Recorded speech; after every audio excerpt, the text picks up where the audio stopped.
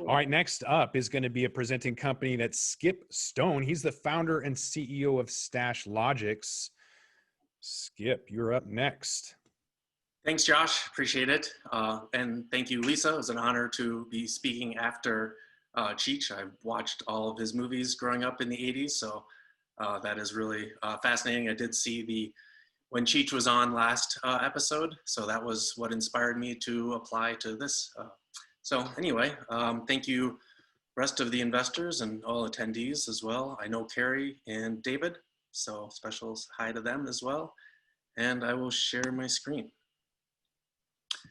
Let's see, here we go. And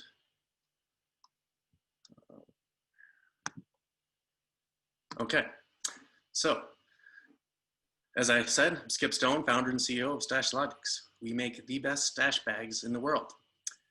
They are thoughtful, secure, and discreet. Thoughtful because we include features no one else thought of. Secure because our patented bags have a lock to keep kids safe. And discreet because we seal in the odors with special zippers, gaskets, and liners. And they don't look like stoner products either. That's because we target the new cannabis consumer. That's the business people, the athletes, the baby boomers, soccer moms. That's where we see the real opportunity. Speaking of opportunity, we're raising $1 million, $5 million valuation.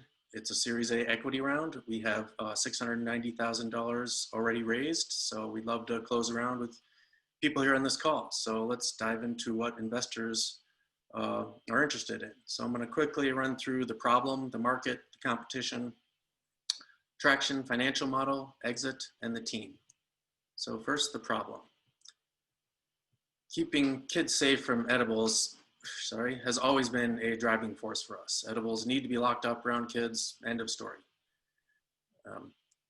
But historically, cannabis storage has focused on padding, but cannabis is much more than glass pipes. Cannabis is dirty and smelly and sticky, but it's also beautiful and powerful and fragile, and it's not for everybody. So Stash Logics was started to address all of these problems, whether it's a road trip to visit the in-laws or camping with family and friends, or just a night on the town. Stash Logics has you covered. And you're not alone. There's actually, what I find, about 220 million cannabis consumers worldwide, and a Maris poll that I saw recently said 50% of them are parents. So we have a niche in a massive market. How are we going to compete? Competition-wise, we have 3 competitors already, Riot Bags, Dime Bags, and Skunk Bags, but they all target the stoner demographic. There's nothing wrong with that, but we're skating to where the puck is going, not where it is. We're talking to the parents, the empowered women, professionals, athletes, and people who love the outdoors, people like us. We're a Boulder, Colorado company. People relate to our lifestyle brand. It's aspirational and it's authentic and it's working. We've now sold $3.3 million worth of weed bags, and we don't even include the weed. That's led us to a great financial model. We're now cash flow positive. We are running 64% gross margins, and we've done this all in just $590,000 of invested capital. We get ROI. With limited access to capital, we need to run a tight ship. So, and our brand is really starting to take off. In fact, in the 3 out of the last 4 months, we've had our best online sales months. And at the rate we're going, we believe exits are going to be coming sooner rather than later. We do have a big head start in connecting with the new cannabis consumer. So we expect we'll be in a great position for acquisition. We're going to be acquired by whoever values brand and they want to partner with the best. So the team that's going to deliver that exit is myself. I'm an engineer. I started Stash Logics to address my own needs. I had 2 young kids in the house when Colorado legalized cannabis. So I enrolled in the first class of Canopy Boulder with a prototype, and Canopy was great. I met a lot of great people, got a lot of connections to the industry, and there I met my lead mentor, Steve Norman. Steve is a serial entrepreneur. Most notable was he was the co-founder and COO of Einstein Bagels. So he knows how to run complicated businesses and he knows how to scale up. So after Canopy ended, Steve joined our team full time. He's in the trenches with us every day. And Blair has an MBA. She kind of keeps the trains running on time. And Isaac is our young gun marketing guru who knows how to connect to our audience and pull the right levers to build our brand online. So, and with that, I think we ticked off all the investor boxes. All our ducks are in a row. We're ready to scale. We're looking for another $310,000 to close our round. With that money, we're going to be putting a lot of it towards online marketing. That's a channel that we've been able to do extremely well with. We see that if we spend $1 in online marketing, we get about $4.50 back. That's something that we plan to scale up significantly with extra capital. And we're also going to increase our distributor presence, something that we did a bigger play with that a couple of years ago, but cash flow wise, we had to scale that back a little bit. So we like the online market space, but we do still have some of the best distributors in the country. All of this is really going to help us further our mission of helping break the cannabis stigma. We do that by offering products that are functional, responsible, and discreet, so cannabis consumers can go about living their life without judgment. And I urge you to go check out our website. We've got a lot of innovative products. We really are a leader in this space. And I guess with that, I'd love to take some questions. Got a question. Thank you, Skip. That was an excellent presentation. A big fan of the brand. I've got one of the products myself, one of the stash bags myself, use it, and it's great. Can you talk a little bit about the odor protection and how that works, and maybe what differentiates StashLogix from some of the other competitors that you've mentioned? Sure, I'd love to. We were really one of the first in the space to tackle odor absorption and odor blocking. So we do it in a lot of different ways. We first started with blocking odors, and we really do like that approach. We also use some odor absorbing fabric, activated carbon. We've recently switched to an activated carbon fiber fabric, which actually I'm an engineer and I came from the water treatment industry, and activated carbon has a lot of exceptional properties for doing lots of things with impurities and odor compounds, but particularly this new product called activated carbon fiber fabric has even much better properties than activated granular carbon. So we include that, and we include seals, we include metal lined bags. We do a lot of things that are trying to block and trap the odors. It's a very challenging aspect, but something that everybody needs. So there's a lot of opportunity there, but we've been innovating, and we continue to innovate. Thank you for that, and congratulations on the traction and the revenue thus far. Thank you. Skip, yeah. Can you, to piggyback a little bit off of Dave's question, by the way, I just went to your website, and really cool product lineup you've got. Can you speak to your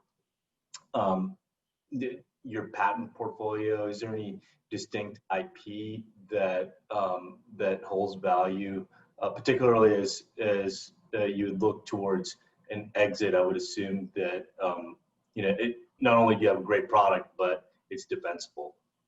Right. So we do have IP. We have a design patent on a bag with an integrated lock.